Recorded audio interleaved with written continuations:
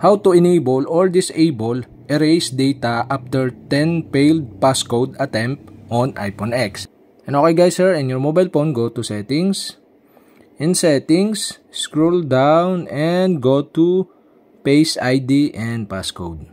And enter your passcode. And here in Face ID and passcode, scroll down. And below, you can see the erase data. And the erase data is disable. To enable this, okay, you'll have to do switch on the switch button on the right side. And if this enable, all data on this iPhone will be erased after 10 failed passcode attempt. So to enable this, you'll have to stop the enable button. And that's it. Okay, we have successfully enabled.